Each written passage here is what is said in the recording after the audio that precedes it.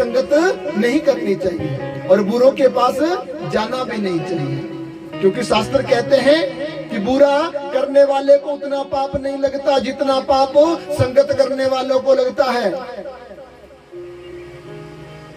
तो ऐसा मन में विचार करने के कारण नारद भगवान ने उनकी बातों को अनदेखा कर दिया, कुछ आगे बढ़े, फिर बोले बाबा संतों का जीवन तो संतोष के लिए होता है और आप हमारा दुख देख करके यहाँ से टल रहे हो, लगता है तुम संत नहीं पाखंडी हो।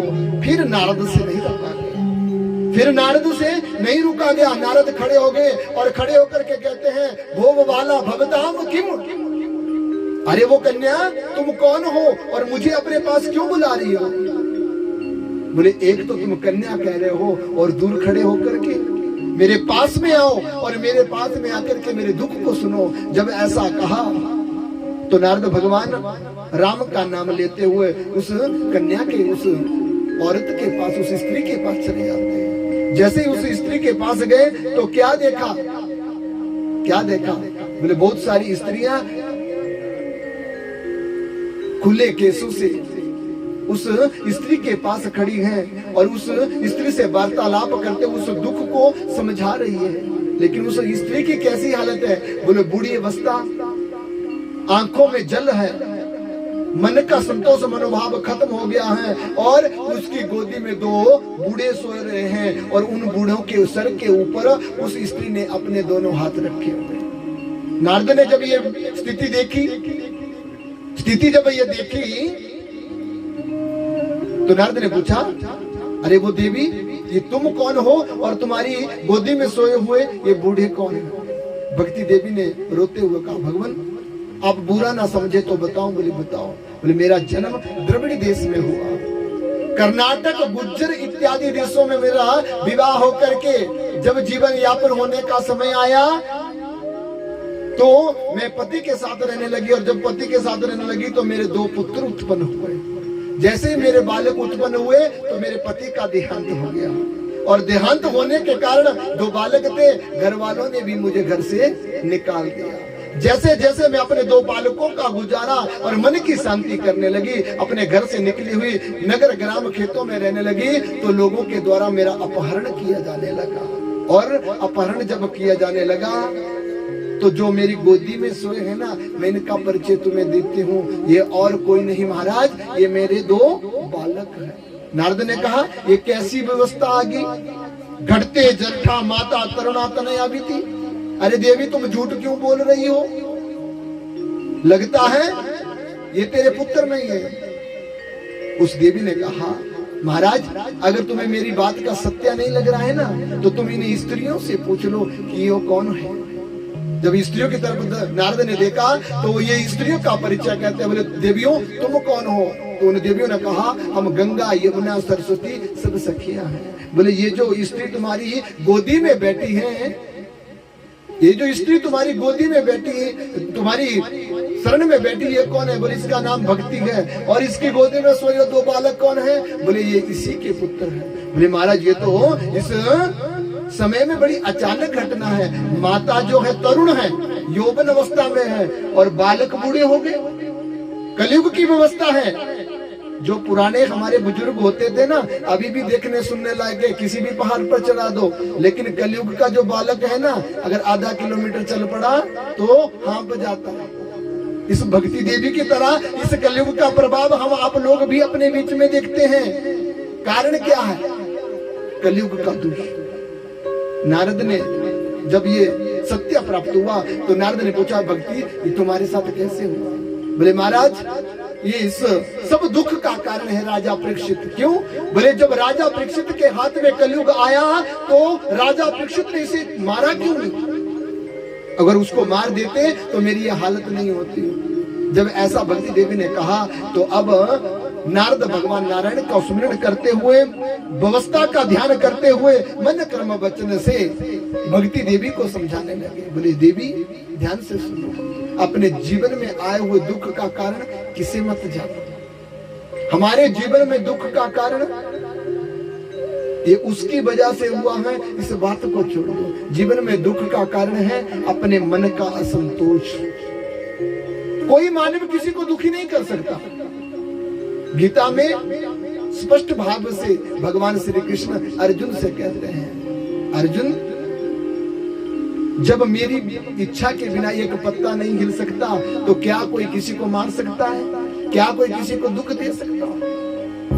तो मानव को इस बात का ध्यान करते हुए सबसे शत्रुता भाव का जो ज्ञान बना पड़ा है उस ज्ञान को त्याग देना चाहिए, और उस ज्ञान को त्याग देने के साथ में हरि नाम का सुमिरन करना चाहिए। अगर दुख आया है तो उसे भी प्रेम से काटो, और अगर सुख आया है तो उसे भी प्रेम से काटो। जो मानव दोनों समय में एक जैसा रहता है वही भगवत धाम को प्राप्त कर सकता है। और जो मानव दुख के समय में दुखी और सुख के समय में अभिमानी हो जाता है ना, उस मानव का जीवन नरक में ही जाता है। तो नारद कहने लगे, देवी तुम किसी को दुख का कारण का आधार मत समझो, दुख का कारण है मानव के अपने कर्म। राजा परीक्षित ने इसे क्यों नहीं मारा मैं तुम्हें बताता हूँ, ध्यान से सुनना। इस कलयुग के अंदर जितना दुख है ना, उस ही दुख के साथ बुरा होने के साथ साथ इस कलयुग के अंदर एक सद्गुण भी है, और तुम उस सद्गुण को जानो, और उस सद्गुण को जानने के बाद तुम इस दुख को भी सुख से प्राप्त कर लोगे। नारद कहने लगे, राजा परीक्षित ने कलयुग को क्यों नहीं मारा? एक सद्गुण की वजह से। कैसे सद्गुण की वजह से? यत् फलम नास्ति तपसा न योगेन समाधिनम तद फलम लभ्यते सम्यक कलौ केशव कीर्तन।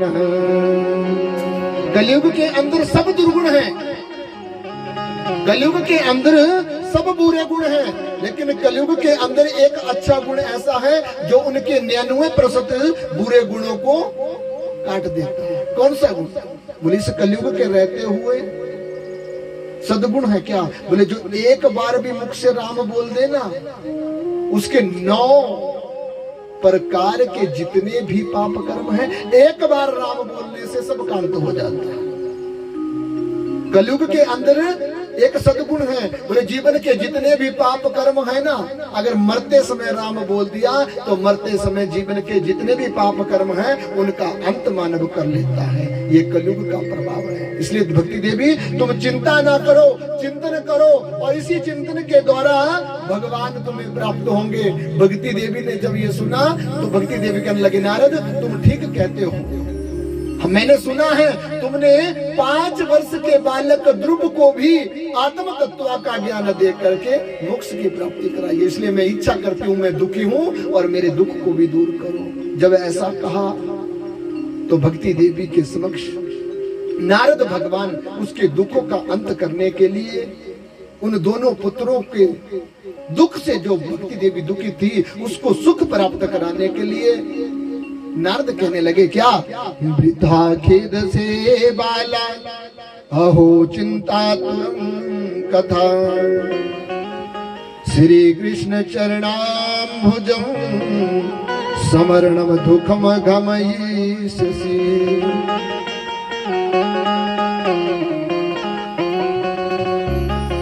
अब भक्ति देवी के दुख को देख करके नारद कहने लगे, हे भक्ति तुम भगवान श्री कृष्ण से अलग नहीं हो, भगवान श्री कृष्ण चले गए हो। अगर इस बात का दुख तुम्हें है तो इस दुख को त्याग दो और सुख की प्राप्ति के लिए तुम कृष्ण नाम का जाप करो, और इस कृष्ण नाम के जाप से ही तुम्हारा उद्धार हो जाएगा। इस कृष्ण नाम से ही तुम्हारा उद्धार हो जाएगा। और कृष्ण नाम के जपने से जीवन में कितना भी बड़ा दुख क्यों ना हो, वो दुख मिट जाता है। और नारद भगवान आगे बढ़े और गोदी में लेटे हुए दोनों बालकों के कान के पास अपना मुख ले जाते हैं। जब कान के पास ले जाकर के अपने मुख से गायत्री मंत्र का उच्चारण करने लगे, वैदिक मंत्रों का उच्चारण करने लगे, अन्य उपनिषदों का उच्चारण, ऋचाओं का उच्चारण करने लगे, लेकिन नारद ने क्या पाया? बोले कानों में मंत्र फूकने के बाद भी भक्ति देवी के जो 2 पुत्र हैं ना, वो उठ नहीं रहे। और जब भक्ति देवी के 2 पुत्र उठ नहीं रहे हैं तो नारद जी बड़े दुखी हो गए। बोले जिन बालकों के अंदर सनातन सृष्टि के मंत्रों का उच्चारण करने के बाद भी जीव आत्मा प्रत्यक्ष ना हो, उस मानव के जीवन का अंत, ये दुख कैसे दूर हो सकता है? तो फिर नारद ने क्या किया, अपने हाथ में अपने कमंडलू से जल लिया और कमंडलू से जल लेकर के भगवत गीता का अध्ययन किया। भगवत गीता का ध्यान जब करने लगे, धर्म क्षेत्रे कुरुक्षेत्रे यमवतः उत्सवः मामका पांडवस्य किम कुर्वन्ति संजय। जब पहला श्लोक बोला तो एक बार हाथ घुमाया, दूसरा श्लोक बोला दूसरी बार, और इसी प्रकार 7 श्लोकों को बोल कर करके जैसे जल अभिमंत्रित किया और अभिमंत्रित करते हुए उन बालकों के ऊपर छिड़का। तो छिड़क कर करके क्या हुआ, बोले जो बालक गहरी निद्रा में सोए हुए थे ना, वो बालक जाग जाते हैं, वो बालक जाग जाते हैं। जैसे ही बालक जागे तो जाकर के नारद की तरफ देखा, और जैसे ही वो जल का प्रभाव खत्म हुआ तो देखते देखते वो बालक फिर से सो जाते। जब वो बालक सो गए तो नारद को बड़ा दुख हुआ और मन ही मन में सोचने लगा इन्हें कैसे जगाया जाए। इतने में आकाशवाणी हो गई, इतने में आकाशवाणी हुई। क्या हुआ, आकाशवाणी ने कहा नारद तुम्हारा जो उद्योग है ना, तुम जो जिस कर्म को करने जा रहे हो, इस कर्म को कर करके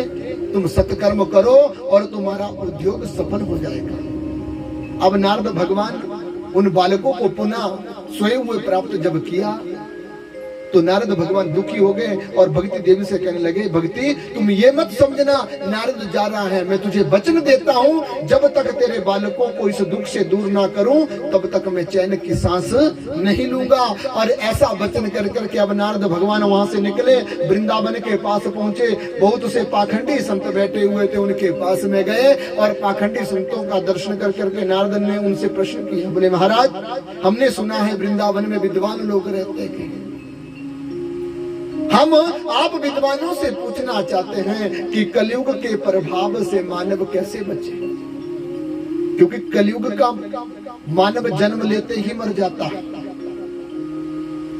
कलयुग का मानव जन्म लेते ही मर जाता है। कैसे, बोले जैसे ही जन्म लेता है ना तो कलयुग के बीच में जन्म लेता है और जन्म काल से ही मानव की इच्छाएं पहले से पूर्ण हो जाती है। अभी बालक जन्म भी नहीं लेता तब तक घर वाले 1000-1500 रुपए के कपड़े लेकर के रख देते हैं। ये कलयुग का प्रभाव है। और इन्हीं धन की अधिकता के कारण धन से द्वेष होता है। जिस घर में ज्यादा धन होता है ना उस घर में अभिमान होता है। अभी बताऊंगा मैं धन की भी व्यवस्था आगे की कथा। कहते हैं जिस घर में, जिस जेब में, जिस मानव के पास धन हो जाता है ना वहां अभिमान आता है। और अभिमान कलयुग का एक प्रमुख अंग है। और इस अभिमान के द्वारा वो धन मानव के शरीर में प्रवेश करते ही कलयुग से उसे आकर्षित कर देता, जिसके कारण मानव को दुख होता रहता है। कलयुग में फंसा मानव फिर राम का नाम नहीं जप लेता। सत्कर्म करने के लिए अधिकेश किया, संतों को पूछा, लेकिन संत नारद भगवान का प्रश्न का उत्तर नहीं दे सके। नारद भगवान वहां से निकले, अनेक तीर्थों पे जाकर के संतों को, विद्वानों को पूछा, महाराज बताओ कलयुग से प्रभाव से कैसे बचा जाए। जब कोई नहीं बताया तो अब नारद भगवान दुखी होकर के मृत्यु लोक से वापस आए और बद्री नारायण भगवान जी की शरण में आ जाते हैं।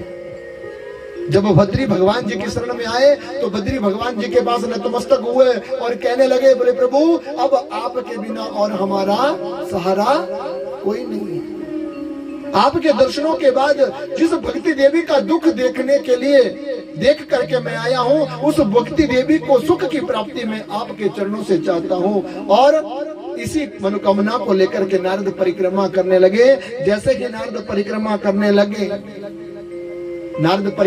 लगे तो परिक्रमा मार्ग पर उनको भाई मिल जाते। तो नारद कहता है मेरा बद्री नारायण में आने का कारण है भक्ति का दुख।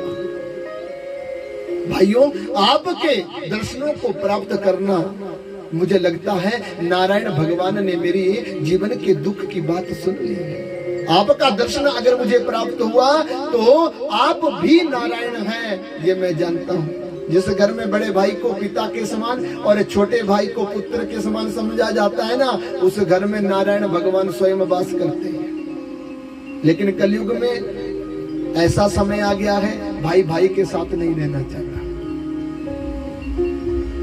भाई के साथ रहना चाहता है। और जिस घर में इस प्रकार के लड़ाई झगड़े चले हैं ना, उन लोगों को मैं बता देना चाहता हूं, जीवन में संबंध जीते जी है और मरने के बाद सब संबंध, इसलिए जीते जी ही इन संबंधों को प्रेम से निभा लो। प्रेम से अगर तुम इन संबंधों को निभा लोगे तो फिर तुम्हारे जीवन में दुख, लेकिन जब तुम प्रेम से इन संबंधों को निभा नहीं सकते तो इन संबंधों को बिगाड़ो भी नहीं। भाई भाई का बुरा ना समझे, भाई भाई के साथ बुरा ना करे। अपने परिवार को अगर सुख मानना चाहते हैं तो छोटा नीवा हो जाए और बड़ा अधिकारी बन जाए तो परिवार चलता है। और कलयुग में अगर इस परिवार को चलाना है ना, तो मैं तो कहूंगा कि अगर कोई गाली दे रहा है ना, आप राम राम बोल दो। अगर कोई आपके साथ बुरा सोच रहा है तो आप उससे दूर चले जाओ। अगर आपके जीवन से किसी को दुख हो रहा है ना, तो अपने जीवन को गुफा के बीच में ले डालो, अपने जीवन को छुपा लो, लेकिन अपने जीवन के जीते जी किसी को दुख ना पहुंचे, ऐसी मन की अगर आपकी भावना होगी तो भगवान स्वयं तुम्हें मिल जाएंगे। लेकिन कलयुग का मानव, अगर हम एक गाली देना चाहते हैं तो कलयुग का मानव क्या कहता है, बोले मैं कौन सा डरता हूं, मैं दो दूंगा। तो गाली देने वाला तो मूर्ख है ही, लेकिन जो सुन रहा है और पुनः गालियां दे रहा है वो उससे भी ज्यादा मूर्ख है। और कलयुग का प्रभाव एक के ऊपर नहीं, दोनों के ऊपर बराबर का है। तो नारद भगवान उन सनक सनंदन इत्यादि ऋषियों से कहता है, प्रभु मेरे दुख का कारण है भक्ति का दुख, और इस दुख को मैं दूर करना चाहता हूँ। सनक सनंदन हंसने लगे, बोले नारद क्या हुआ, तुम तो भक्ति के प्रचारक हो और आज स्वयं ही अपनी भक्ति के मोह में फंस गए। एक छोटे से दुख के कारण तुम्हारे जीवन की सारी व्यवस्था बिगड़ गई।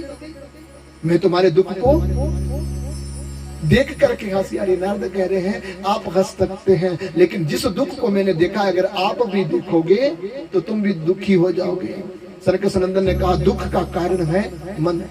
और नारद तूने भी दुख को देख करके जब अपने मन को भड़काया तो तेरे शरीर में भी दुख आ गया, और दुख आने के कारण तेरे राम नाम जप करने की जो विधि है उसमें विघ्न पड़ गया है। और जब मानव अपने नियमित कर्मों से हट जाता है, नियमित कर्मों से हट जाता है, तो उसके जीवन में दुख नहीं आएगा तो और क्या होगा। सनातन को भूलने वाला सनातन सृष्टि का अगर भोग करे तो जहर ही मिलेगा। व्यवस्था बन गई है आज के समय में, हमारे हिंदू देवी देवताओं को त्याग करके लोग कभी रामपाल की तरफ बढ़ रहे हैं, कभी आसाराम की तरफ। रामपाल के भगत इस व्यासपीठ से कहना चाहता हूं, ध्यान से सुनिए कि जो गुरु जेल में रह करके हमारी सनातन सृष्टि का अंत कर रहा है, हमारे सनातन धर्म को बिगाड़ रहा है, हम उसी गुरु के पास जाना चाहते हैं। इसमें कलयुग का प्रभाव नहीं तो और क्या है। जो हमारे देवी देवताओं को पूजने से बंद करवा रहे हैं, ऐसे धर्म गुरुओं का त्याग करते हुए अपनी सनातन सृष्टि को नहीं भूलना चाहिए। हमें अपने सनातन देव का पूजन करना चाहिए।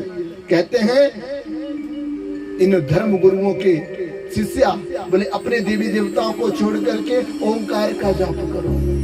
हमारे गुरु से बढ़कर के ओंकार नहीं हो सकता। और भागवत स्वयं कहता है कि 5 तत्व का शरीर ज्ञान प्राप्त कर सकता है, वैराग्य प्राप्त कर सकता है, भक्ति प्राप्त कर सकता है, लेकिन सिद्धता मानव को प्राप्त नहीं होती। ज्ञान के द्वारा संत बन सकते हैं, ज्ञान के द्वारा महंत बना जा सकता है, ज्ञान के द्वारा शंकराचार्य बना जा सकता है, लेकिन ज्ञान के द्वारा भगवान नहीं, भगवान भगवान ही है। और हम सब भगवान के दास हैं, और दास कभी नाथ नहीं हो सकता। नाथ है वो नाथ ही है, और ये हमारा सनातन हमें शिक्षा देता है। माता पिता कभी बच्चे नहीं हो सकते, और बच्चे कभी माता पिता नहीं बन सकते। जो दरबार है, जो दर्जा है वो पूर्णता है, और मानव सनातन सृष्टि के अनुसार इस दर्जे को बनाए रखना चाहिए। यही मानव के जीवन का कर्तव्य है। सूजी कहते हैं स्वर्गादृशियों, नारद ने जब अपने दुख की बात कही तो सनक सनंदन ने कहा धर्म को भूलने वाला, दूसरों का अपमान करने वाला पापी है, और जो दूसरों को दुख को देख करके अपने दुख को अपने जीवन में दुख ग्रहण कर लेता, उसे संत कहा जाता है। नारद, तुम्हारे दुख का कारण हम समझ गए हैं। नारद ने कहा, महाराज अगर समझ गए हैं तो आकाशवाणी ने मुझे कहा कि अगर इस दुख से तुम बचना चाहते हो तो सत्कर्म करो। लेकिन प्रभु मैं नहीं जान सकता ये सत्कर्म क्या है। मानव देह में सत्कर्म क्या है? क्या परिवार में बीवी बच्चे होना सत्कर्म है? क्या परिवार में ऊंचे ऊंचे मकान बनाना सत्कर्म है? क्या परिवार में सोना चांदी पहन करके बाजारों में घूमना सत्कर्म है? क्या जीवन की मस्ती को प्राप्त करने में तीर्थ यात्रा करने चले जाना सत्कर्म है? नहीं, सत्कर्म है ज्ञान। जब तक मानव के जीवन में ज्ञान नहीं आता तब तक तीर्थों में स्नान करने का फल नहीं मिलता, और जब तक मानव के जीवन में भक्ति नहीं आती तब तक सत्संग का मतलब समझ नहीं आता। और जब सत्संग और ज्ञान मिल जाता है तो वैराग्य स्वयं आ जाता है और भगवान की प्राप्ति हो जाती है। तो नारद ने प्रश्न किया, बोले महाराज सत्कर्म क्या है? तो सनक सनंदन ने कहा, बोले सत्कर्म है राम का नाम। सत्कर्म है राम का नाम। सत्कर्म है श्रीमद् भागवत की कथा। कहते हैं राम बोलने के लिए कलयुग में मानव के पास समय नहीं। मदिरा पीने के लिए, मांस खाने के लिए, पार्टी करने के लिए, घूमने के लिए समय है। गौओं को पालने के लिए समय नहीं। कुत्तों को घुमाने के लिए सुबह 4 बजे सड़क में जाकर के समय है। तो मानव का भला होगा या बुरा? भला होगा या? जिन लोगों ने अपने धर्म को भूल दिया है ना, वो कभी अच्छाई प्राप्त नहीं कर सकते। वो कभी अच्छाई, राम को बोलने वाला अगर मुख से जबान से राम भी ना निकले, मरा भी बोले ना, मरा भी बोले तो भी राम का भक्त तर जाता है। लेकिन राम को बोलने वाला अगर राम को छोड़ कर करके उसकी निंदा करने पर आरंभ हो जाए ना, तो उसे इस जीवन में बचाने वाला कोई नहीं। मतभेद हम लोग करते हैं ऊंच नीच का। मतभेद हमारे जीवन में आता है उठने बैठने का। अरे मतभेद को छोड़ो, और सनातन धर्म शिक्षा देता है, सर्व धर्म परित्यजेगा माम का शरणम कहता। सभी धर्मों का त्याग करो और मेरी शरण में आ जाओ, ये नारायण भगवान गीता में कह रहे हैं। हमें मान अपमान की जरूरत नहीं, हमें जरूरत है राम के नाम की। और जब राम का नाम मिल जाए ना, तो फिर मान अपमान सब खत्म हो जाता है और अंत में वैकुंठ मिलता है। सूजी कहते हैं स्वर्ग का दृश्यों, अगर इस कलयुग से प्रभाव से बचना चाहते हैं तो सत्कर्म किया करो। और सत्कर्म सनातन सृष्टि में क्या है, नियम से सुन लेना। सबसे पहले तो हमारे यजमान लोग सुनेंगे वार्तालाप। सबसे पहले हमारे घर के लोग सुनेंगे। प्रातः काल उठ करके गाय का गोबर लगाओ। चूल्हा जलता है सबके घर में। कौन कौन माता ऐसी है जो घर के चूल्हे में गाय का गोबर लेप करती है? 4-5। और लोग क्या करते हैं, गैस के ऊपर बनाते हैं। गैस्ट्रिक तो सबको हो रही है ना आजकल, खत्म तो किसी घर में नहीं। चूल्हा जलाओ, कहते हैं गाय के गोबर का लेप किए हुए चूल्हे में जो भोजन बनता है ना, 88,000 बीमारियों का अंत कर देता है। और आपको पता है गैस किन किन रसायनों से बनी होती है, जिनके ऊपर भोजन पकता है। तो उस भोजन से हमारे को क्या बन रहा है? जिस भोजन को हम खा रहे हैं ना, वो अन्न नहीं रहा है, वो बीमारी बन गई है। क्योंकि वो आग के ऊपर नहीं, गैस के ऊपर बना। और गैस अनेक प्रकार के रसायनों को लेकर के बीमारियों को उस अन्न में डाल देता है, जिसके ऊपर उसे सेका जाता है। गाय घर में रखो, गाय का गोबर का सेवन करो। और जिन घरों में गाय के गोबर का सेवन होता है ना, ध्यान से सुन लेना, उन घरों में 3-4 बीमारियां तो नहीं होती। मैं प्रत्यक्ष देखा हूं। एक क्या बोले, जिन घरों में गाय का गोबर होता है उस घर में शुगर नहीं होता। सबसे पहले बीमारी का गाय का गोमूत्र स्नान के जल में डालो, आपके जीवन में थायराइड नहीं होगा।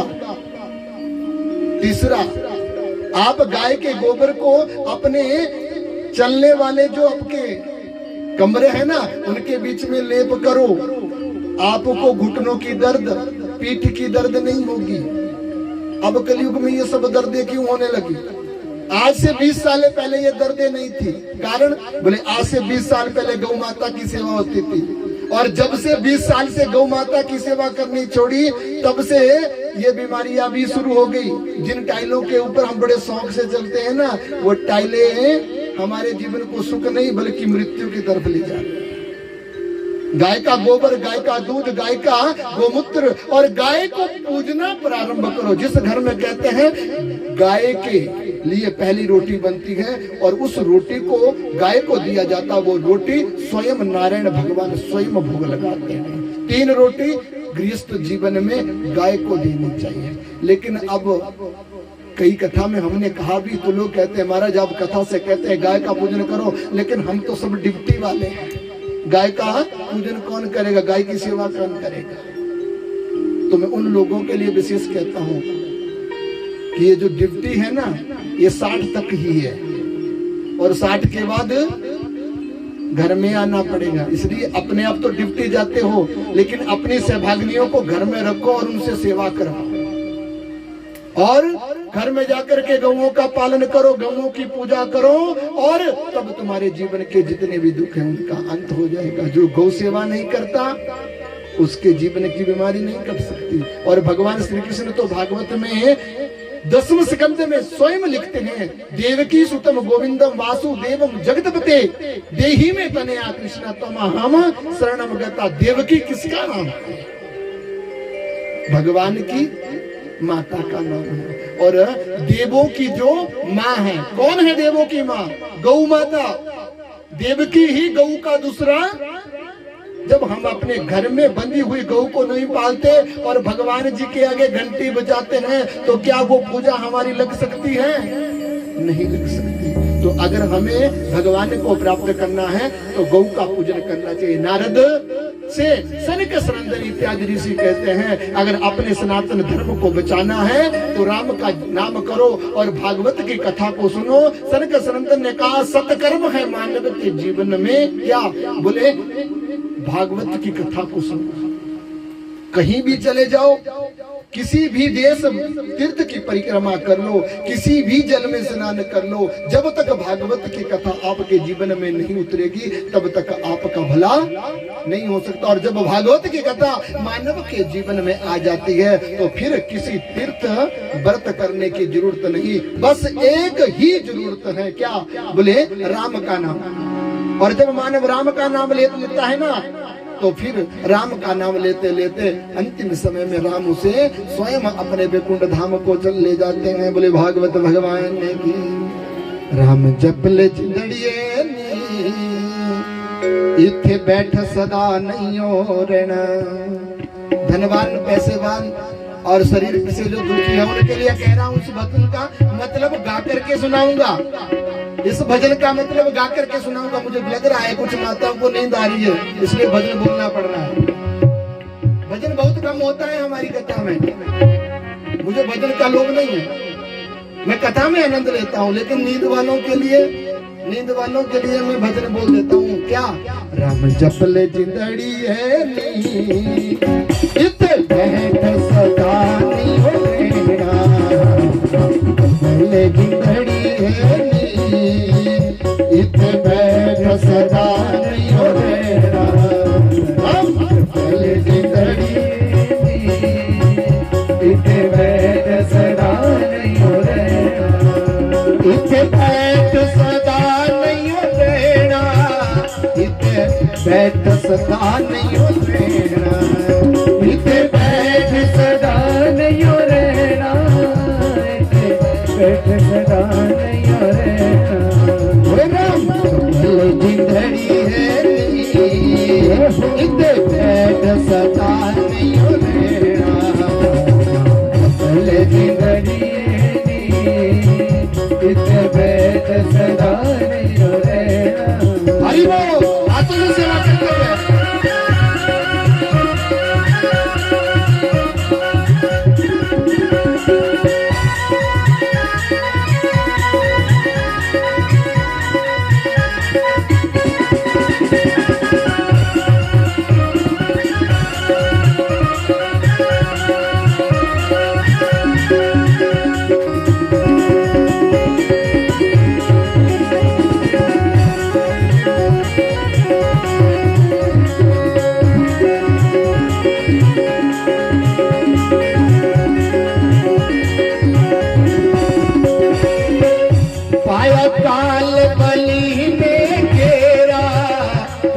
बस नहीं चलना तेरा, पाया काल बली ने घेरा, फिर बस नहीं चलना तेरा।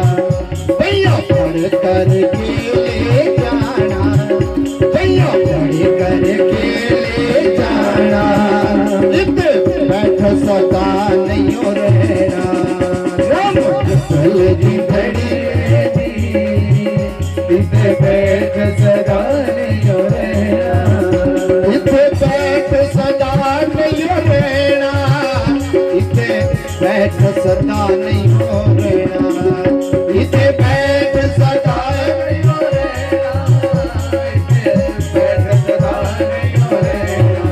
हे राम चपल, हे राम चपल, चपल की दड़ी है नी, इते बैठ सदा नहीं रहना, चपल की दड़ी है नी, इते बैठ सदा नहीं रहना। हरि बोल।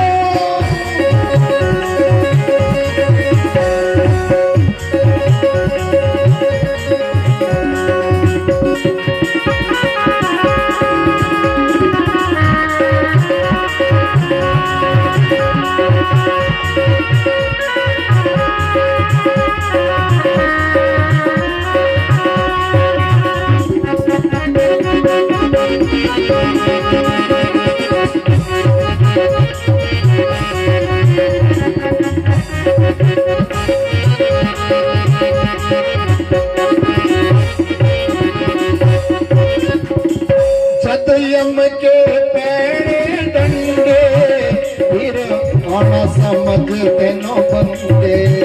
जब यम के पैरे डंडे, फिर आना समझते नो बंदे।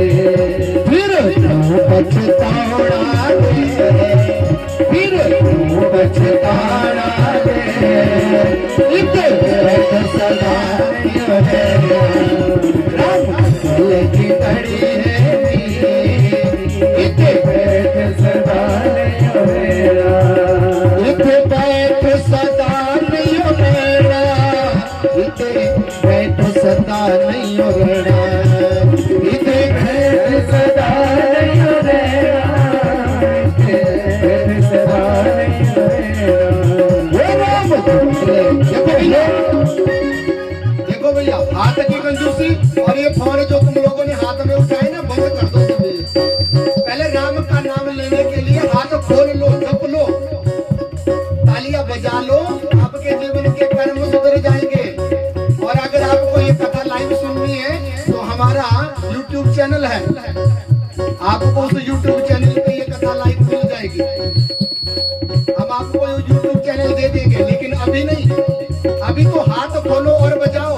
जब तक बजोगे नहीं तब तक भजन नहीं होता, और आपके जो नींद आ रही है ना वो टल नहीं सकती। बोलेंगे राम चपल की घड़ी है, इते बैठ सदा नहीं रहना, चपल की घड़ी है, इते बैठ सदा नहीं रहना, इते बैठ सदा नहीं रहना, इते बैठ सदा नहीं रहना, इते बैठ सदा नहीं रहना, इते बैठ सदा नहीं रहना।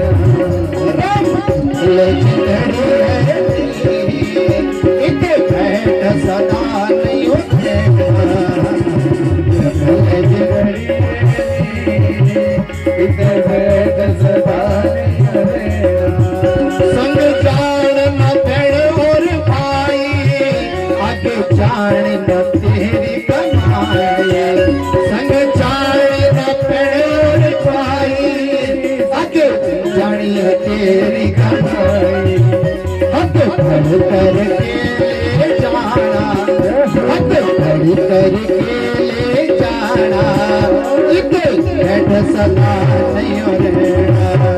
राम चल की घड़ी है नी, इते बैठ सदा नहीं रहना, इते बैठ सदा नहीं रहना, इते बैठ सदा नहीं रहना, इते बैठ सदा नहीं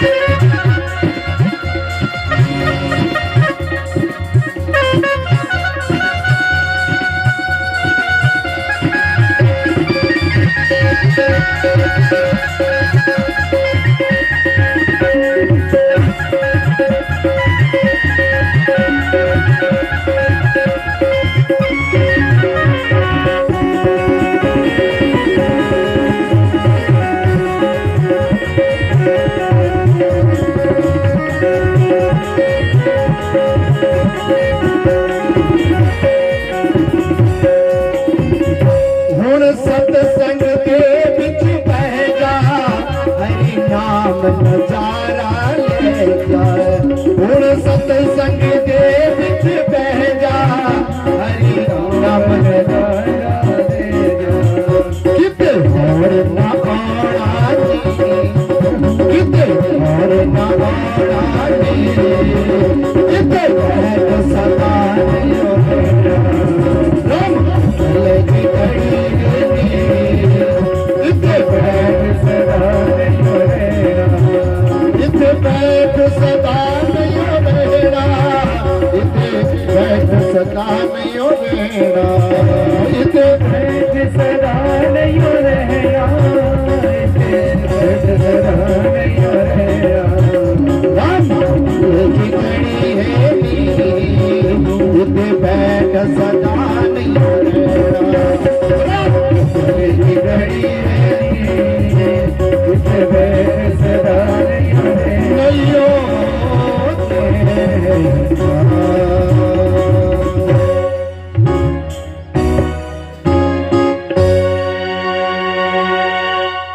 राम चपले चिंगड़िए ने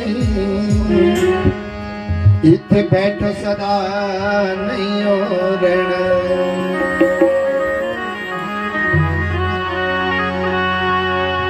इथे बैठ सदा नहीं हो रहना, इथे बैठो सदा नहीं हो रहना। राम चपल चिंदड़िए इथे बैठो सदा नहीं हो रहना। तो जीवन का आधार है राम का नाम। और अगर ये सोच रहे हो ना आज नहीं कल, कल नहीं परसों लोगे, तो आज कल करते करते दिन बीत जाएंगे, पर ना आज का दिन आएगा ना कल का। उम्र भी तो जाती है, आजकल कभी नहीं आता। आज करना सो अब कर, आज करना सो अब कर। ये सोच नहीं कि कल करना है, आज ही उस कार्य को प्रारंभ कर दो। और भागवत कहता है राम का नाम तो आज के सिवा अभी करो। राम का नाम लेने के लिए किसी प्रकार का सोच विचार करने की जरूरत नहीं है। राम का नाम लेने के लिए तो जब मन करे उसी समय राम का नाम ले लो। और जीवन का सत्कर्म है मेरे ठाकुर जी का नाम। जीवन का मुख्य धर्म है भागवत को सुनना। जीवन का आधार है भागवत को प्राप्त करना। और जब तक मानव का जीवन इन कर्मों से वंचित है ना, आप एक क्या हजारों कथा सुन लो, उस कथा सुनने का पुण्य प्राप्त नहीं होता। कथा सुनने का पुण्य मिलता है कैसे? प्रातः ब्रह्म मुहूर्त में उठो।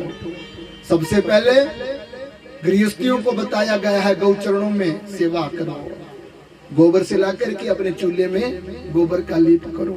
तत्पश्चात उस चूल्हे को जलाओ, स्नान इत्यादि कर करके जिस जगह पर जल का स्रोत है उस जगह पर जाकर के उस जल का पूजन करते हुए अपने बर्तन को भरो और घर आओ। फिर उस बर्तन को अपनी दहलीज पर रखो। दहलीज पर रखने के बाद अपनी दहली का पूजन करो। दहली समझते हैं ना क्या होती है? उस दहली का पूजन करो।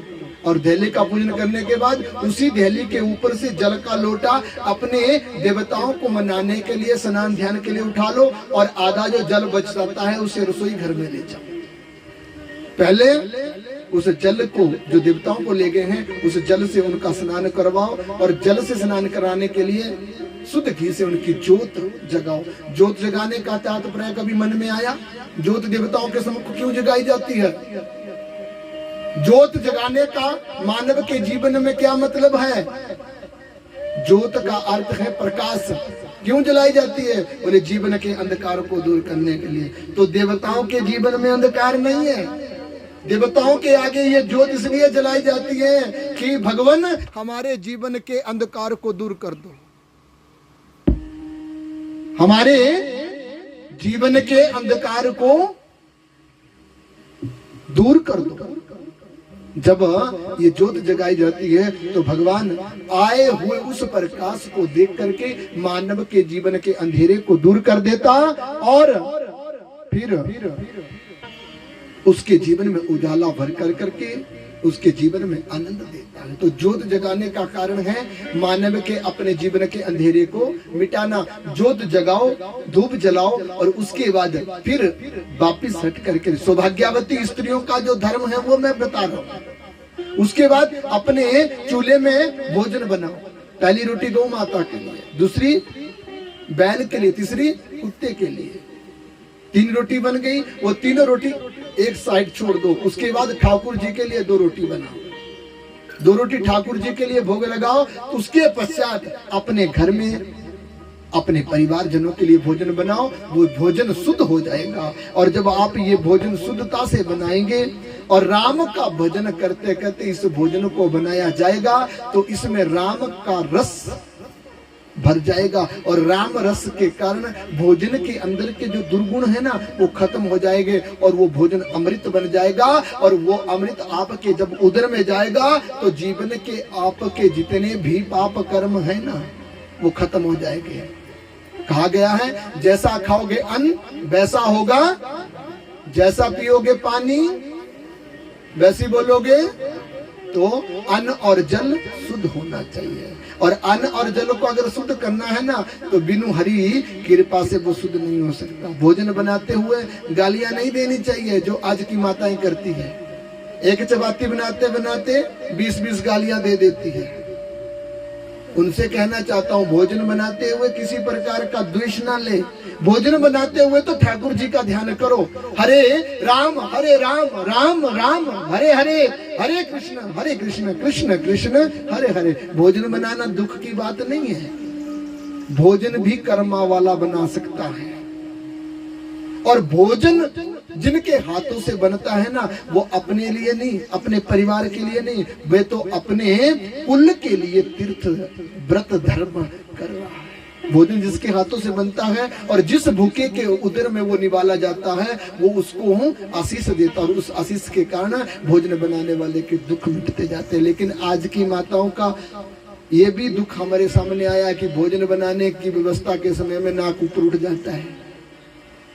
भोजन बनाते हुए, भोजन को बनाते समय किसी प्रकार का दोष क्रोध नहीं लेना चाहती। जो दोष क्रोध आप भोजन बनाते लोगे उसके अवगुण उस भोजन के अंदर चले जाएंगे और वही मानव के जीवन में बीमारी का कारण बनता है।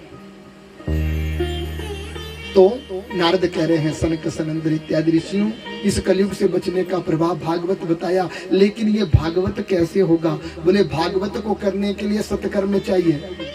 आज घर घर में पैसा हो गया है, सब कर रहे हैं। लेकिन भागवत नारद जी के द्वारा सनक सनंदन बता रहे हैं भागवत कैसा होना चाहिए।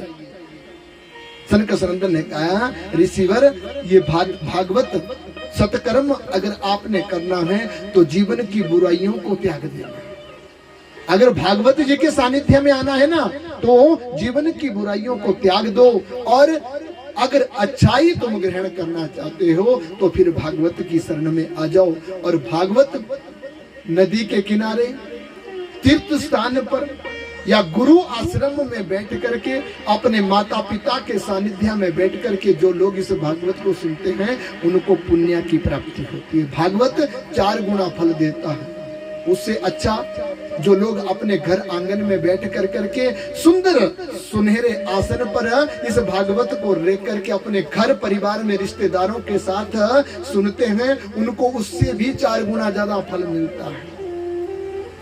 तो जो लोग इससे ज्यादा फल प्राप्त करना चाहते हैं तो भागवत को वार्षिक या चतुर्वार्षिक श्राद्ध के उपलक्ष्य में अपने पितरों की शांति करने के लिए जो भागवत को सुनाया जाता है, गाया जाता है, वो भागवत मानव के जीवन के सर्व धर्मों को प्राप्त कराता हुआ मरे हुए व्यक्ति को मोक्ष की प्राप्ति और जीवन जीने वाले को सत्य का पालन करते हुए आनंद की प्राप्ति कराता है। ये श्रीमद् भागवत की कथा।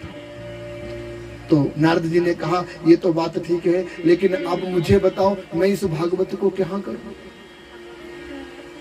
मैं इस भागवत को कहां पर करूं और इस भागवत को करने से मुझे क्या फल प्राप्त होगा? तो जैसे ये कहा तो सनक सनंदन इत्यादि ऋषियों ने कहा हे नारद, अगर तुम इस भागवत को सुनना चाहते हो, करना चाहते हो, तो ध्यान से सुनो। ज्ञान यज्ञ करे श्यामी, सुख शास्त्र कथा उज्ज्वलम, भक्ति ज्ञान विरागणना स्थापनार्थम प्रयत्न। अगर इस भागवत को करना चाहते हो तो इसकी स्थापना के लिए, इसके प्रेम के लिए, इसकी भक्ति को अपनाने के लिए मानव को प्रयास करना चाहिए। जितने अपने जीवन में समर्था हो ना, उस समर्था का उपयोग करो। जितना अपने पास धन है, उस धन को भागवत जी के चरणों में रख करके भगवत की सेवा करो। जितना अपने पास मान है, उस मान को भगवान के चरणों में रख करके उसकी सेवा करो।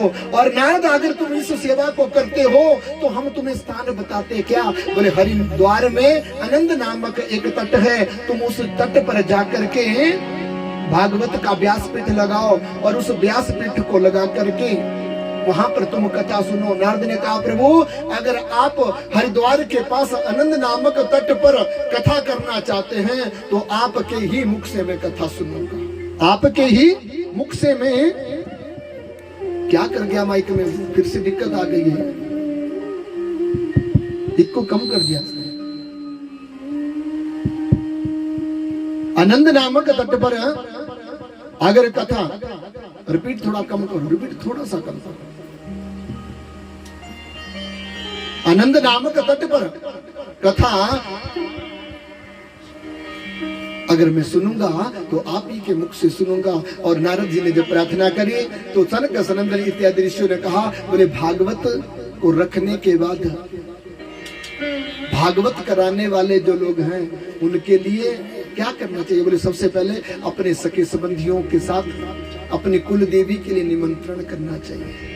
उसके बाद अपने कुल पुरोहित को निमंत्रण करें। तत्पश्चात अपने सभी परिवार वालों को निमंत्रण करते हुए जितने भी गांव नगर बस्ती के लोग हैं उन्हें प्रेम से बुला करके भागवत का निमंत्रण देना चाहिए। तो नारद ने कहा, बोले महाराज मेरा तो अपना कोई नहीं, मेरा तो जग ही अपना है और मैं जग को निमंत्रण कैसे करूंगा? बोले ये तो आप जानो। बोले तो आप अगर भागवत करेंगे तो मैं सबको निमंत्रण दूंगा। सनक सनंदन ने कहा, नारद हमें लगता है तुम हमारे मुख से ही भागवत सुनना चाहते हो। बोले हाँ, आप ही के मुख से भैया मैं कथा को सुनना चाहता हूँ। नारद चरणों में झुके और सबसे पहले निमंत्रण सनक सनंदन इत्यादि ऋषियों को दिया। बोले महाराज इस कथा की तिथि नियुक्त करो। तो 9वीं तिथि बुधवार, शुक्ल पक्ष और भाद्रपद महीना सनक सनंदन ने हरिद्वार में आनंद नामक तट पर इस कथा का आयोजन कर दिया। अब नारद भगवान वहां से निकले और सबसे पहले वीणा को बजाया। हरि गुण गाते हुए, हरि गुण गाते हुए, हरि गुण गाते हुए इस कथा का निमंत्रण देने लगे। ध्यान से सुनना शीला बेटा, जो मैं आपको कह रहा हूँ कि कथा का जब निमंत्रण होता है, कथा जब रख दी जाती है ना, तो घर की सफाई में अपना समय व्यतीत मत करो।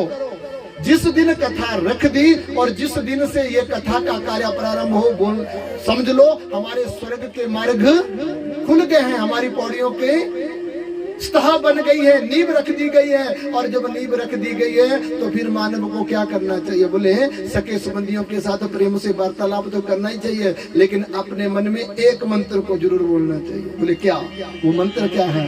श्रीमन नारायण नारायण नारायण हरि नारायण नारायण नारायण हरि नारायण नारायण नारायण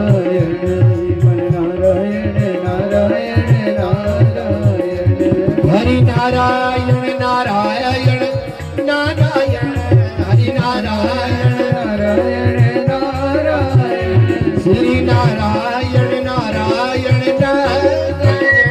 हरि नारायण नारायण नारायण हरि नारायण नारायण नारायण श्रीमन नारायण नारायण नारायण हरि नारायण नारायण नारायण हरि नारायण नारायण नारायण। हाथ खोल के भागवत का निमंत्रण, यानी भागवत शुरू हुआ है, कथा तो कल से चलेगी, आज तो महात्म्य हो रहा है।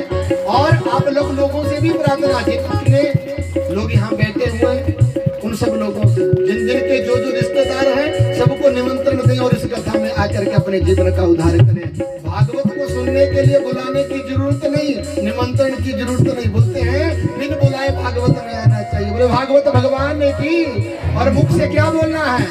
श्रीमन नारायण नारायण नारायण हरि नारायण नारायण नारायण नारायण नारायण नारायण हरि नारायण नारायण नारायण बद्री नारायण नारायण नारायण बद्री नारायण नारायण नारायण श्रीमन नारायण नारायण नारायण हरि नारायण नारायण नारायण नारायण नारायण नारायण।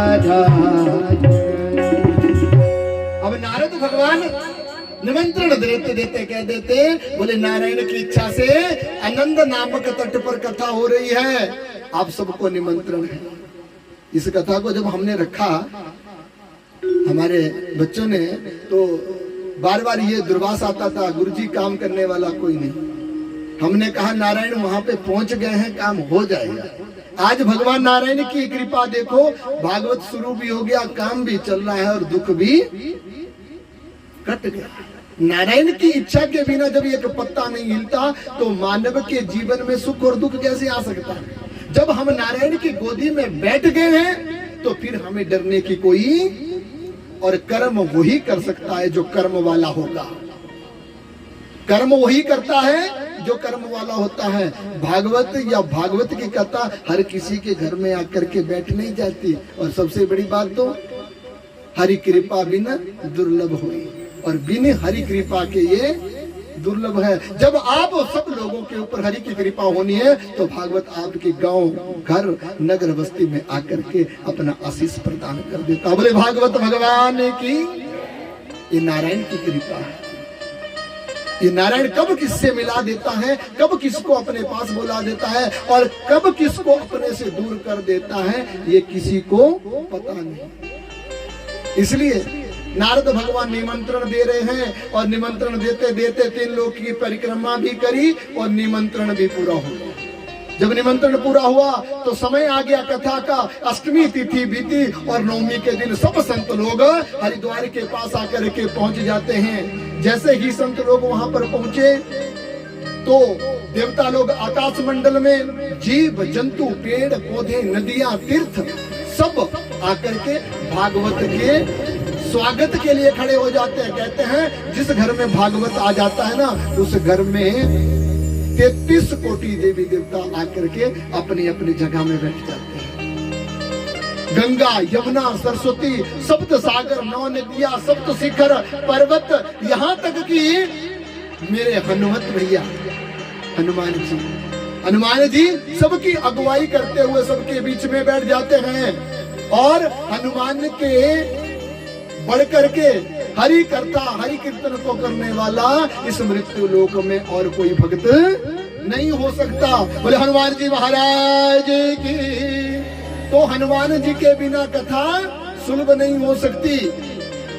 तो इतने जब देवी देवता इस कथा के बीच में आ जाते हैं तो कथा का पंडाल, कथा पंडाल या अपना घर आंगन नहीं होता, वो वैकुंठ बन जाता है।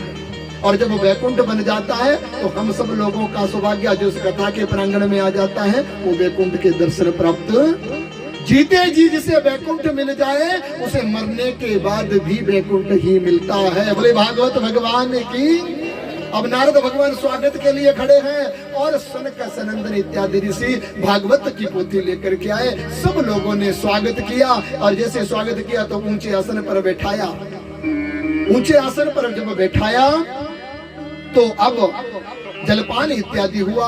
समय जब कथा का प्रारंभ हुआ तो सनक सनंदन इत्यादि ऋषि सब ऋषियों के समक्ष बैठ करके नारायण भगवान का ध्यान करते हैं। और जब नारायण भगवान का ध्यान किया तो नारायण भगवान का ध्यान करते हुए मंगल शब्दों का उच्चारण किया। जैसे हमारे शादी विवाह में मंगल गीत होते हैं ना, वैसे ही भागवत में भी मंगल गीत है जिसे महात्म्या कहा गया है। अब मंगलाचरण जब हुआ तो मंगलाचरण के बाद अब सनक सनंदन इत्यादि ऋषि नारद के साथ सब ऋषियों को भागवत की कथा सुनाने लगे। कहते हैं क्या, सदा शिव्या श्रीमद् भागवती कथा यस्या श्रवण मात्रेण हरिचित्त समासरे। सदा शिव्य जिसका कभी सेवन ना टूटे, सदा शिव्य का अर्थ है जिसका कभी सेवन ना टूटे, जिसकी आदत परमानेंट हो जाए। जैसे दारू पीने वाले को दारू की आदत परमानेंट हो जाती है ना, भांग पीने वाले को भांग की, वैसे ही आदत भागवत की होनी चाहिए। जैसे ही आदत भागवत को सुनने वालों की होनी चाहिए। सदा शिव्या श्रीमद् भागवती कथा, जो मानव सेवन की तरह इस भागवत कथा को सुनता है, आदत की तरह, हरि चित्त समाश्रित, यस्या श्रवण मात्रेण हरि चित्त समाश्रित, बोले उसके मन के अंदर भगवान जी बैठ जाते हैं। उसके मन के अंदर भगवान जी बैठ जाते हैं, हरि चित्त समाश्रित। फिर उसे भगवान को ढूंढने के लिए मंदिर की जरूरत नहीं पड़ती, फिर उसको किसी पूजा स्थान की जरूरत नहीं पड़ती, फिर उस मानव को किसी प्रकार की भी वस्तु की जरूरत नहीं होती। क्यों? बोले वो वस्तु तो उसके हृदय में विराजमान हो जाती है। मन ही मंदिर है, और इस मन के मंदिर में अगर प्रभु नाम की ज्योत जग जाए ना, तो ये मन का मंदिर उज्जवल हो जाता है और वैकुंठ धाम की प्राप्ति होती है। अब कहने लगे, बोले हमें श्रीमद् भागवत कथा का सेवन करना चाहिए। और जैसे जैसे ये कथा होने लगी तो नारद जी ने प्रश्न किया, बोले महाराज इस कथा को कौन कौन व्यक्ति सुनने का अधिकारी है? अजन्म मात्रेण येन सतेन च चित विदाया सुख शास्त्र कथा उज्ज्वल। इस कथा को सुनने का अधिकारी कौन है? बोले जो लोग पाप से युक्त हैं, जो लोग धर्म का परित्याग कर चुके हैं, जिन लोगों के मन में कभी राम का नाम एक बार भी नहीं आया है, वो मानव इस भागवत को सुनने का अधिकारी नहीं है। और जिस मानव ने अपने माता पिता के चरणों की सेवा कर ली, गुरु चरणों से अपने मस्तक को झुका लिया, गुरु मंत्र का जो जाप करता है, गौओं की, कन्याओं की, संतों की, ब्राह्मणों की जो सेवा करता है, वही मानव इस कथा को सुनने का अधिकार प्राप्त करता है। ऐसी जब कथा होने लगी तो सनक सनंदन ने कहा, ऋषियों ये श्रीमद् भागवत की कथा जिस मानव के जीवन में एक बार पहुंच जाती है ना, फिर उस मानव को जीवन के जन्म मरण के चक्कर में नहीं फंसना। वो मानव जन्म लेते ही मोक्ष को प्राप्त कर लेता है। मैंने कहा था ना कि जब आत्मा गर्भ में आती है तो जीवन चलता है, और जन्म के बाद कर्म जुड़ जाता है। तो कर्म क्या है? कर्म क्या है? मोक्ष मिलना। और ऐसे आकर के ऐसे ही हम अगर चले जाएं तो फिर हमारे इस जन्म लेने का कोई भी अर्थ नहीं निकलता। जीवन का मतलब ये नहीं है ऊंचे महल बना लो, जीवन का मतलब ये नहीं है बैंक बैलेंस और बढ़ा लो, जीवन का मतलब ये नहीं कि अपने परिवार को अच्छी अच्छी पोस्टों में नौकरी दिला लो। जीवन का मतलब है संतोष। और जब तक संतोष मानव के जीवन में नहीं आता, तब तक मानव सम्यक न्यास को प्राप्त नहीं करता। और जब तक सम्यक न्यास प्राप्त नहीं होते, तब तक संन्यास नहीं आ सकता। और जब तक मानव के जीवन में संन्यास नहीं आता, तब तक भक्ति जागृत नहीं होती। और भक्ति अगर जागृत नहीं होगी तो भगवान नहीं मिलते। 3 घंटे कथा सुनने के बाद भी अगर मुख में राम की जगह गालियां निकले ना, तो उस कथा को सुनने से फल नहीं मिलता, उस कथा को सुनने से पाप लगता है।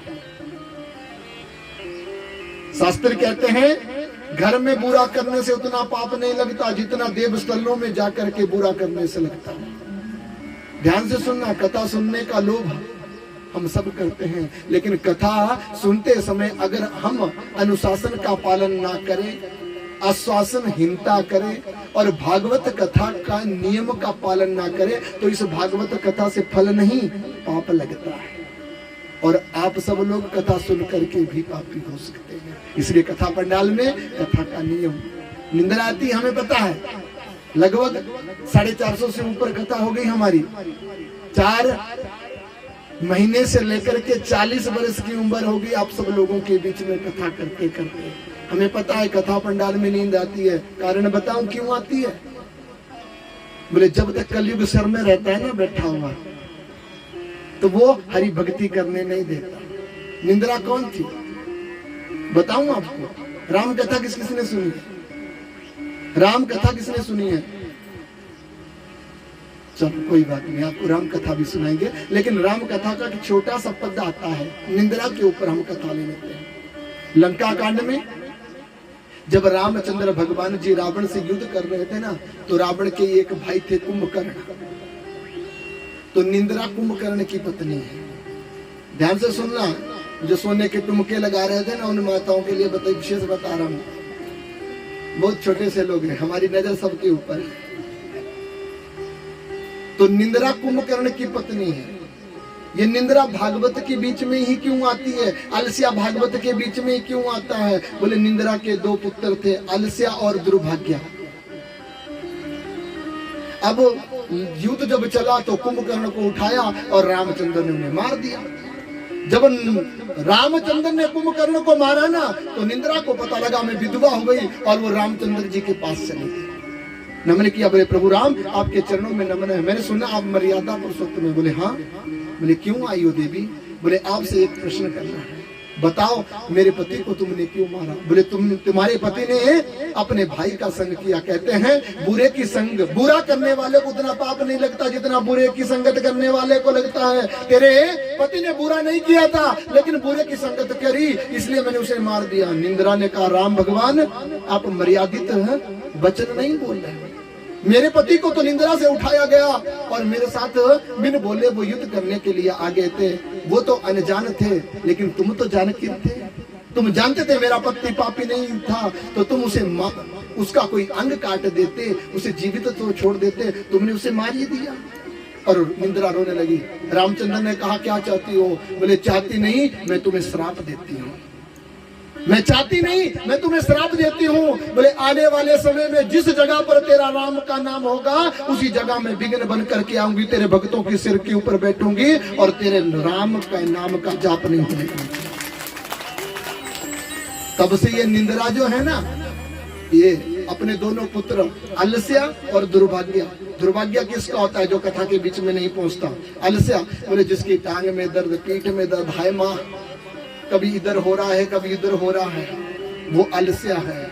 वो किसका बेटा है? निंद्रा का। और निंद्रा जो झुक झुक करके आपको उठा रही, वो निंद्रा आने का अर्थ है कि आपकी हाजिरी दरबार में लग गई है। बुरी बात नहीं है। निंद्रा उसी को आएगी जो भगवान के दरबार में पहुंचा होगा। अब ऐसा मत सोचना कल से कि हम सब सो ही लेते हैं, ऐसा मत जान। लेकिन निंद्रा आने का मतलब है कलयुग काफी है। और कलयुग राम भक्ति को करने में विघ्न डालने के लिए ये निंद्रा आती है और ये विघ्न डालने का प्रयास करती है। लेकिन कहा गया है इस निंद्रा को अगर भगाना है, इस निंद्रा से अगर विमुख होना है, तो भागवत की कथा को सुनते सुनते एक बात का ध्यान रखो, निंद्रा ना आए उसकी हम अच्छी बता देते हैं।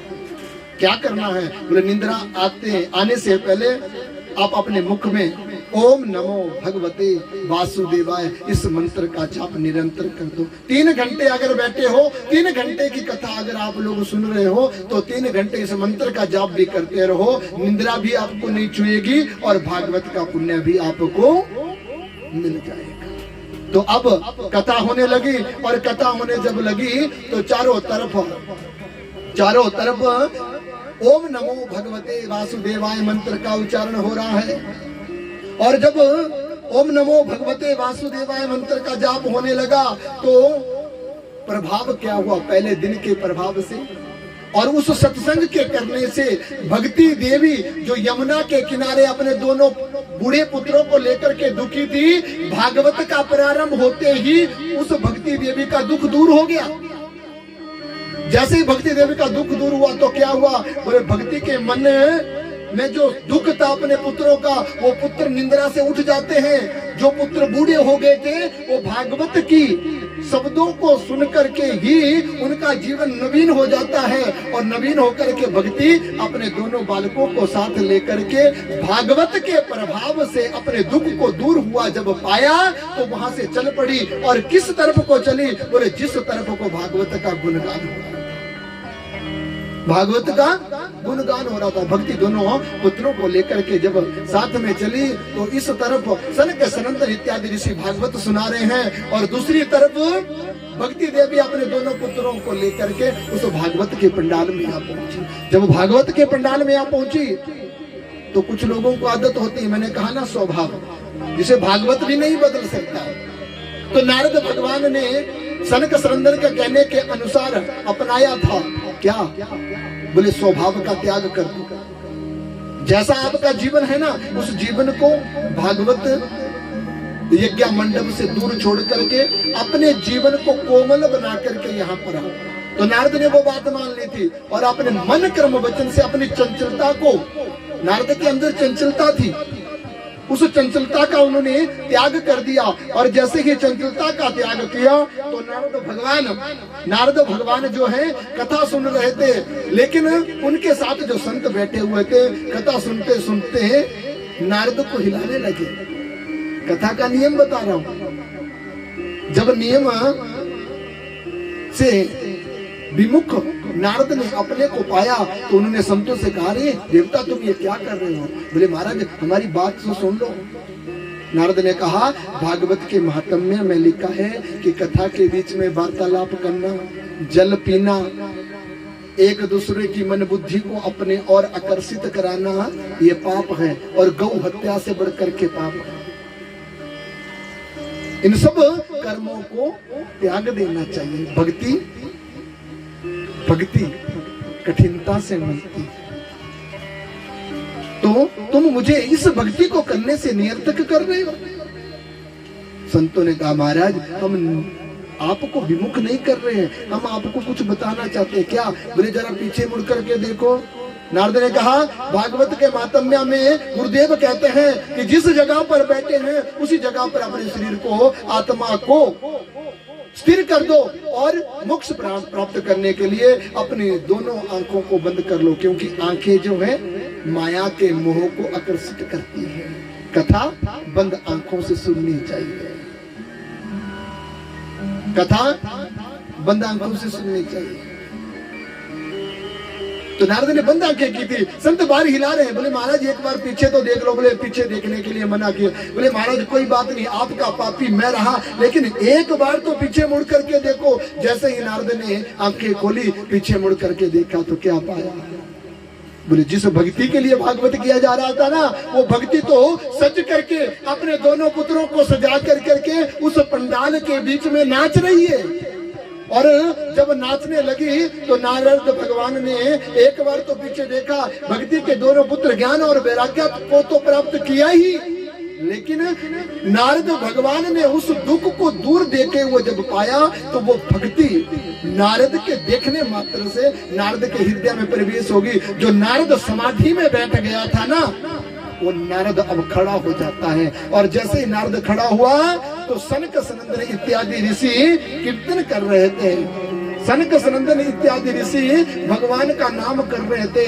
भक्ति के साथ ज्ञान वैराग्य, नारद के साथ वीणा और तुमरु गंधर्व, और सनक सनंदन ऋषियों की कथा के साथ सभी संत लोग इस मंत्र का उच्चारण करते हुए भगवान के नाम का गुणगान कर रहे थे। तो आओ मिल करके हम भी उस गुणगान को करें और अपने जीवन को पवित्र करते हैं। सभी बोलेंगे प्रेम से, क्या?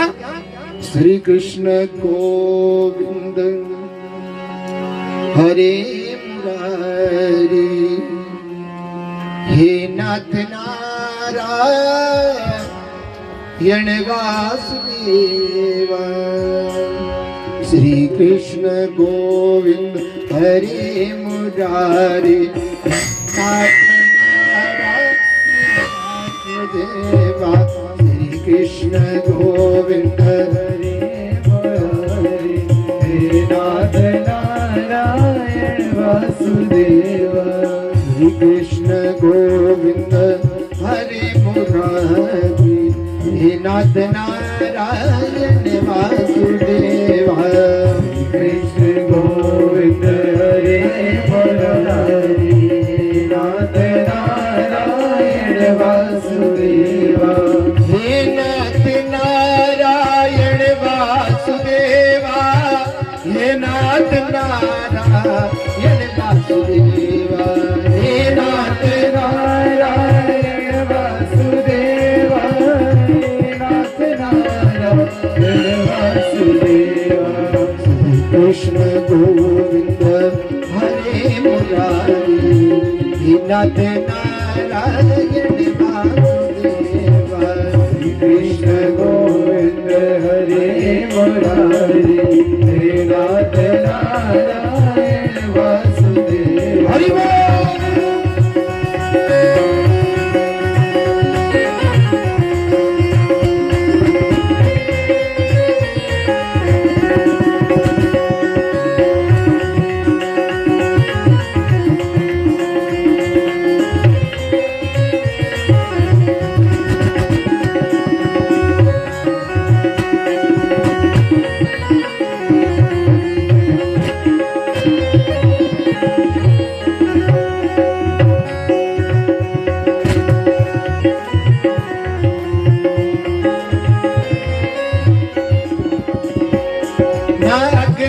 सकती इस आत्मा को ना पानी बहा सकता इस आत्मा ना अग्नि जला सकती इस आत्मा को ना पानी बहा सकता इस आत्मा को हवा भी उड़ा नहीं सकती इसको हवा भी उड़ा नहीं सकती इसको नाथ कृष्ण हरे मुरारी हे नाथ नारायण वासुदेवा हे राम राम राम हरे राम राम राम हरे राम राम राम हरे राम राम राम हरे राम हरे राम राम राम हरे राम हरे राम राम श्री कृष्ण गोविंद हरे मुरारी हे नाथ नारायण वासुदेवा कृष्ण गोविंद हरे मुरारी हे नाथ नारायण वासुदेवा कृष्ण गोविंद हरे मुरारी हे नाथ नारायण वासुदेवा कृष्ण गोविंद हरे मुरारी हे नाथ नारायण वासुदेवा हे नाथ नारायण वासुदेवा हे नाथ नारायण वासुदेवा हे नाथ नारायण वासुदेवा हे नाथ नारायण वासुदेवा कृष्ण गोविंद हरे मुरारी हे नाथ नारायण वासुदेवा कृष्ण गोविंद हरे मुरारी हे नाथ नारायण वासुदेवा हे नाथ नारायण वासुदेवा हे नाथ नारायण वासुदेवा हे नाथ नारायण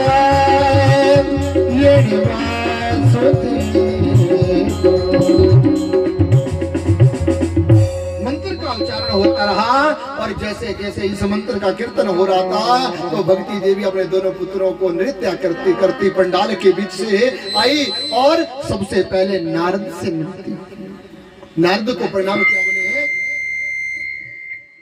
नारद को प्रणाम किया और नारद को जब प्रणाम किया तो भक्ति ने कहा हे सतगुरुदेव आपकी कृपा से मेरे दोनों पुत्रों का दुख चला गया अब बताओ मैं कहां पर निवास करूं अब बताओ मैं कहां पर वास करूं? तो नारद भगवान ने कहा, भक्ति तुम भगवान की दासी हो और भगवान तुम्हारे रहते हुए हमारे जीवन में उतरे हैं, इसलिए हम आपको आदेश करता है कि तुम और जगह से हट कर करके भगवान के भक्तों के हृदय में निवास करो। नारद के कहने पर वो भक्त देवी जो दुखी थी उसी समय भक्तों के हृदय में वास करने लगी। कहते हैं जिनके हृदय में भक्ति है उनके दोनों हाथ ज्ञान और वैराग्य है और उनका मन नारायण बन जाता है। जिनके हृदय में भक्ति आ जाती है उनके धर्म कर्म जागृत होते हैं। भागवत सुन करके वे अपने जीवन को पवित्र करते हुए अपने जीवन का उद्धार करते हैं। तब से भक्ति नारद भगवान के आशीर्वाद से भक्ति भक्तों के हृदय में निवास करती है और जो भक्त भगवान के भक्त होकर के भक्ति को संयुक्त करते हुए ज्ञान वैराग्य के साथ इस सनातन धर्म को अपनाते हैं उनके जीवन में दुख नहीं आ सकता। तो भागवत सुनने का महात्म्य है जीवन के दुखों का हरण करना। जीवन का लक्ष्य है भागवत को प्राप्त करना। 7 दिनों में भागवत हमारे जीवन का उद्धार करे, उसके लिए हमें जरूरत है किस चीज की? भक्ति की। और भक्ति ज्ञान और वैराग्य के सिवा नहीं मिल सकती। तो ज्ञान वैराग्य गुरु कृपा के बिना प्राप्त होने वाले नहीं है और गुरु भगवान की इच्छा के बिना नहीं मिल सकते। तो भगवान को प्राप्त करने के लिए अपने पाप आत्मा इस जीवन का उद्धार करने के लिए हमें राम का नाम लेना पड़ेगा। इसलिए हम सब लोग राम का नाम लेते हुए इस कथा का अपने जीवन में आधार युक्त करते हुए इस कथा का श्रवण करें। तो आज की कथा को तो हम यहीं पर विश्राम करेंगे। भागवत का महात्म्य शिक्षा देता है धर्म को जानो, राम को मन में बसा लो और अपने जीवन में प्रेम सीखो। प्रेम से ही भक्ति ज्ञान और वैराग्य प्राप्त होता है और जो मानव प्रेम नहीं कर सकता वो भक्ति प्राप्त नहीं कर सकता। जिसके जीवन में प्रेम नहीं वो मानव कभी भी अपने जीवन में सुख प्राप्त नहीं कर सकता। और जो मानव प्रेम को करता है, प्रेम जानता है, प्रेम जिसके जीवन में आ जाता है वही मानव भक्ति को प्राप्त कर लेता है और यही भक्ति मानव के जीवन का उद्धार कर देती है। इसलिए हमें प्रेम से अपने प्रभु का सुमिरन करते हुए 7 दिनों के बीच में अनेक दुख व्यवस्थाओं को भूल जाना है और दिन रात के समय में नियम के अनुसार इस कथा का ध्यान रखना है। नित्यावृत्ति ये कथा 1 से 4 बजे के बीच में गाई जाएगी। तो सबसे प्रार्थना अपने आप तो आए ही आए लेकिन अपने सके संबंधियों को भी बुलाएं और इस कथा में अपने जीवन का आनंद ले। बोले भागवत भगवान ने की ये जीवन 4 दिन की जिंदगानी, ये जीवन 4 दिन की जिंदगानी है, सिर्फ 1 दिन। ये जीवन 1 दिन का है। जैसे 1 दिन में 4 पहर होते हैं ना, वैसे इस जिंदगानी में भी 4 ही पहर आते हैं। प्रातः काल उदय होते हुए बाल्यावस्था, थोड़े से बढ़ गए तो यौवन अवस्था, फिर थोड़े से धूप का समय आ गया तो जवानी और जैसे ही सूर्य अस्त हुआ बुढ़ापा। बस सूर्य अस्त होते ही कब अंधेरा हो जाता है किसी को पता नहीं लगता। वैसे ही मानव का जीवन है। जन्म तो हो गया है, यौवन भी चला गया, अब बुढ़ापे का समय आ गया है तो हमारा बुढ़ापा खत्म ना हो इसके लिए हमें राम के नाम को आज से ही लग जाना है। एक छोटा सा भजन और उसके बाद आरती करेंगे। सभी प्रेम से बोलेंगे क्या? ये जिंदगी धोखा दे जाएगी, कर ले भजन हरि का। तेरी मन की मन बिच रह जाएगी, तू कर ले भजन हरि का। तू कर ले भजन हरि का, कर ले भजन हरि का। सभी प्रेम से बोलेंगे क्या? हमारी भाषा में और आपकी भाषा में थोड़ा फर्क होगा, ये हम जानते हैं, लेकिन हम अपनी भाषा में ही गाएंगे और तीसरे दिन के बाद जब हम आपके साथ मिल जाएंगे ना तो फिर हम आपकी भाषा में भी आपको सुनाएंगे। बोले बांके बिहारी लाल की। लेकिन अभी ये जिंदगी धोखा, पहले हम अपना रस पिलाएंगे फिर आपका जल को हम पी लेंगे, कोई बात नहीं। बोले बांके बिहारी लाल की। मेरे साथ बोलेंगे सभी क्या? ये जिंदगी धोखा दे जाएगी, कर ले भजन हरि का। ये जिंदगी धोखा दे जाएगी, कर ले भजन हरि का। ये जिंदगी धोखा दे जाएगी, कर ले भजन हरि का। जिंदगी धोखा दे जाएगी, कर ले भजन हरि का। तेरी मन की मन में रह जाएगी, कर ले भजन हरि का। मन में रह जाएगी, कर ले भजन हरि का। वो कर ले भजन हरि का, कर ले भजन हरि का। कर ले भजन हरि का, भजन हरि का। ये जिंदगी धोखा दे जाएगी, कर ले भजन हरि का। जिंदगी धोखा दे जाएगी, कर ले भजन हरि बोल।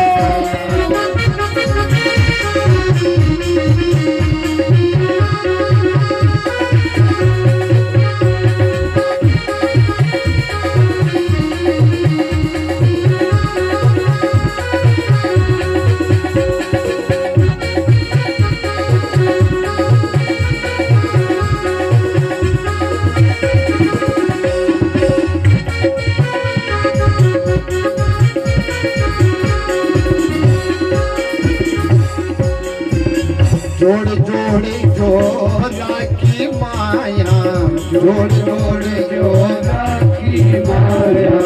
जिसको देख देख भर माया, जिसको देख देख भर माया। पानी जैसी, पानी जैसी, पानी जैसी बह जाएगी, कर ले भजन हरि का। दे जाएगी, कर ले भजन हरि का। कर ले भजन हरि का, कर ले भजन हरि का। कर ले भजन हरि का, कर ले भजन हरि का। ये जिंदगी धोखा दे जाएगी, कर ले भजन हरि का। दे जाएगी, कर ले भजन हरि का। हरि बोल।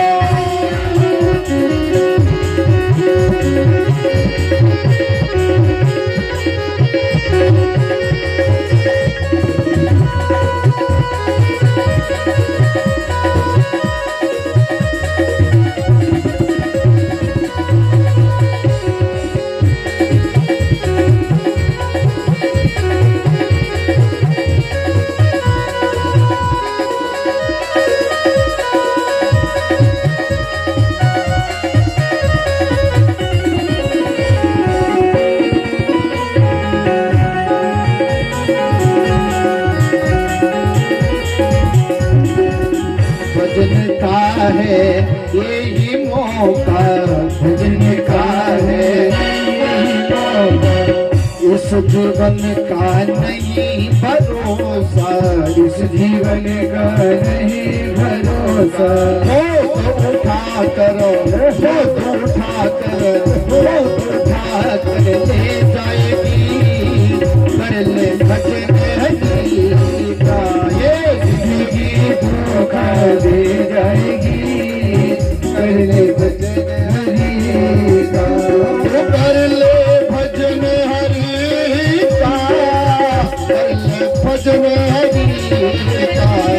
कर ले भजन हरि का, कर ले भजन हरि का।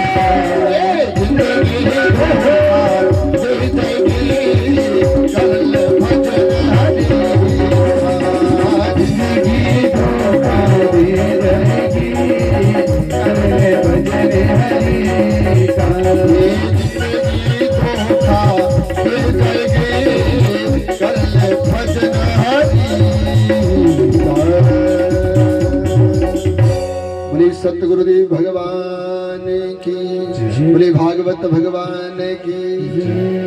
जीवन के बाद कर्म का धोखा है। ये कब जीवन खत्म हो जाता है किसी को पता नहीं चलता। मानव को सुबह से लेकर के शाम की खबर नहीं, शाम से लेकर के सुबह की खबर नहीं। इसलिए मानव को सब कर्म त्याग कर करके जिंदगी में जितना समय जितना मौका मिले हरि नाम का उच्चारण करना चाहिए। तो इसी के साथ सभी अपने अपनी जगह पर खड़े हो जाएंगे और मिल करके हरि नाम से भागवत जी की आरती करें, अपने जीवन में सुख की प्राप्ति करते हैं। हरि ओम। चंद्रमा मनसो जात चक्षुः सूर्यो अजायत श्रोत्राद्वायश्च प्राणश्च मुखाद्विर्जायत।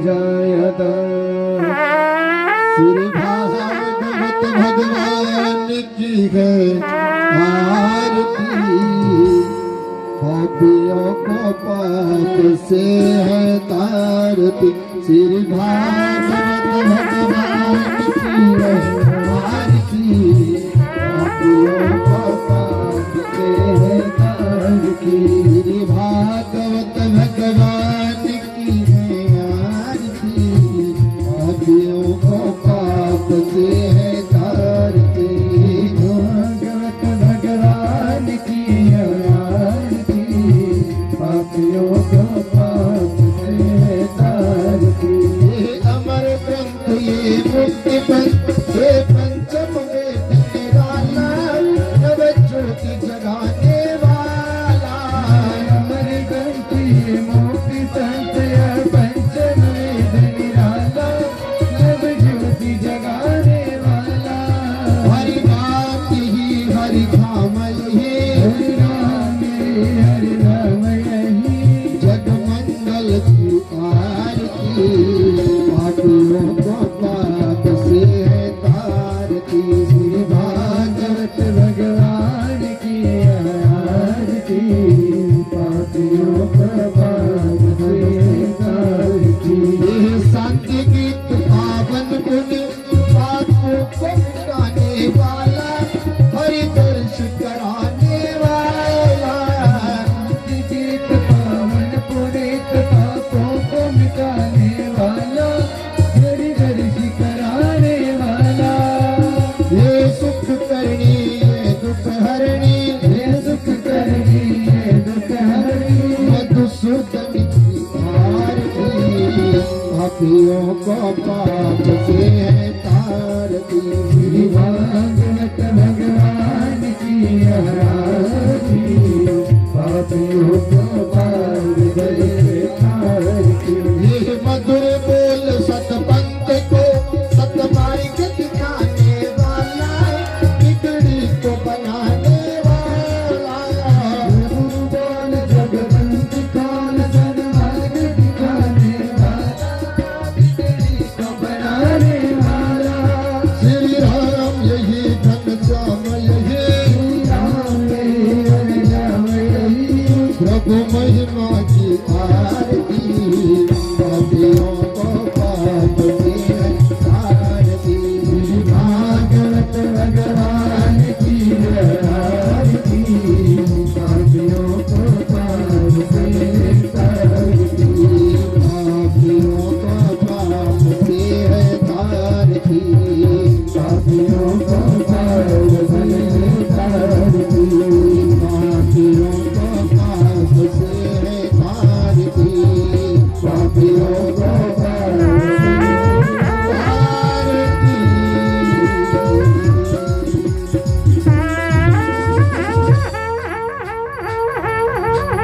कर्पूर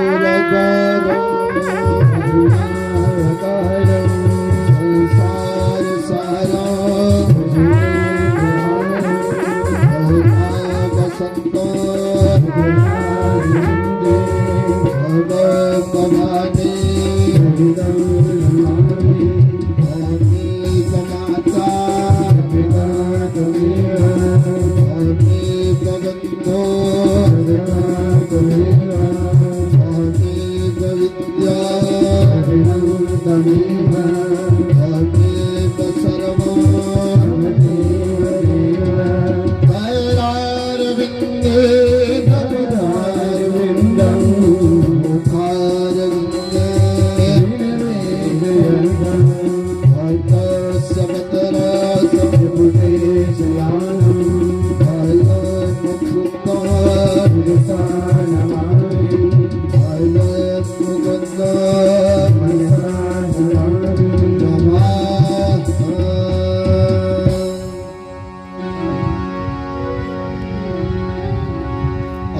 करके भक्तों के द्वारा बनाया गया भगवान का भोग भगवान के लिए अर्पण करेंगे।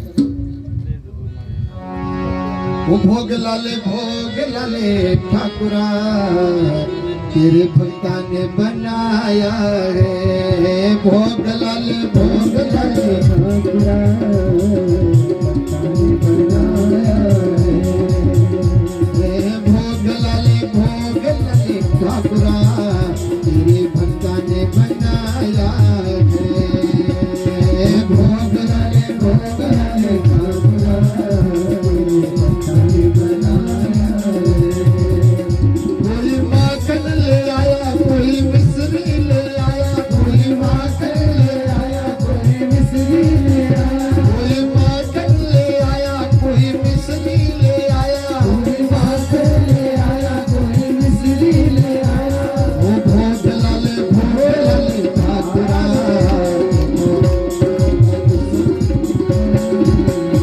भोग लाले ठाकुरा भक्ता ने बनाया है। भोग लाले ठाकुरा भक्ता ने बनाया तेरे भक्ता ने बनाया तेरे भक्ता ने बनाया तेरे भक्तों ने बनाया।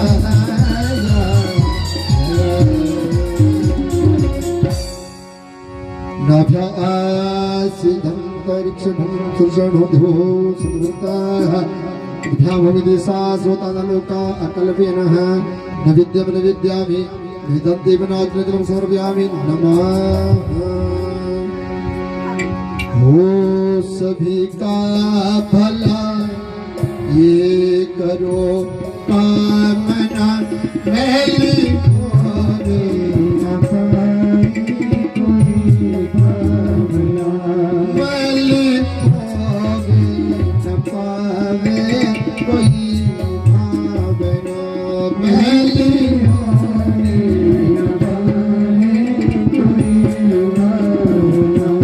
हो सभी का भला ये करो कामना मैली होवे न पावे कोई भावना। सर्वे भवन्तु सुखिनः सर्वे सन्तु निरामया सर्वे भद्राणि पश्यन्तु मा कश्चित् दुर्भाग् भवेत्। सनातन धर्म की अधर्म का विनाश हो प्राणियों में भावना हो विश्वास का कल्याण हो गौ माता की सेवा हो भारत माता की जय अपने अपने माता पिता की जय।